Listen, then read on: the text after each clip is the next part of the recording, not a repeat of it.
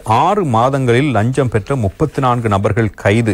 இதுவரை 3022 முறைப்பாடுகள் பதிவு என்பதாக அதற்கு தலைப்பிடப்பட்டிருப்பதை நாங்கள் காணலாம். இந்த வருடத்தினுடைய ஜனவரி 1ஆம் தேதி முதல் ஜூன் 30ஆம் தேதி வரையான 6 மாத கால பகுதியில் லஞ்ச ஊழல்கள் தொடர்பாக 3022 முறைப்பாடுகள் கிடைக்கப்பெற்றுள்ளதாக லஞ்ச ஊழல் விசாரணை ஆணைக்குழு தெரிவித்திருக்கிறது.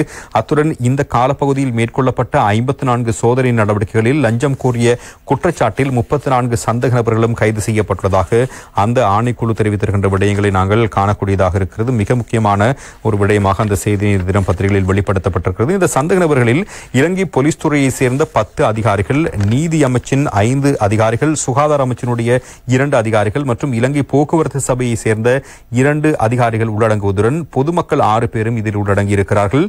இதேவேளை கடந்த வருடத்தில் லஞ்சம் கோரிய சம்பவங்கள் தொடர்பாக நாடு முழுவதும் உள்ள பல்வேறு நீதிமன்றங்களில் 60 சந்தேக நபர்களுக்கு எதிராக 50 வழக்குகள் தாக்கல் செய்யப்பட்டிருக்கின்றன.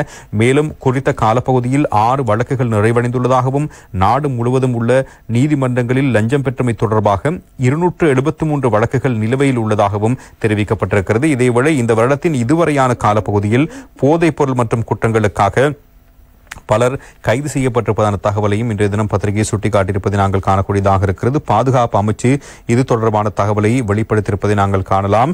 அதுபோல 928 கிலோ ஹெரோயின் போதைப்பொருள், 1396 kilo ice, 27 kilo cocaine, 381 kilo hashish மற்றும் 11192 கிலோ கஞ்சா ஆகியவை கண்டுபிடிக்கப்பட்டதாக தெரிவிக்கப்படுகிறது. போலீஸ் விசேட அதிரடிப்படை முப்படையினர் இணைந்து நடத்திய விசேட சோதனை நடவடிக்கைகளின் பொழுது போதைப்பொருள் குற்றச்சாட்டின் கீழ் 948 சந்தேக நபர்கள் கைது செய்யப்பட்டிருக்கிறார்கள். குற்றச்சம்பவங்களுடன் நேரடியாக தொடர்புடைய 13 சந்தேக நபர்கள் கைது செய்யப்பட்டுள்ளதுடன் 3 துப்பாக்கிகளும் பாதுகாப்பு படையினரால் கைப்பற்றப்பட்டுள்ளதாக பொதுமக்கள் பாதுகாப்பு அமைச்சு மேலும் தெரிவித்திருக்கின்ற விடயங்களையும் நாங்கள் அதனோடு இணைந்த செய்திகளாக காணக்கூடியதாக இருக்கிறது. பல்வேறு முக்கியமான தகவல்கள் அதன் மூலம் வெளிப்படுத்தப்பட்டிருக்கிறது.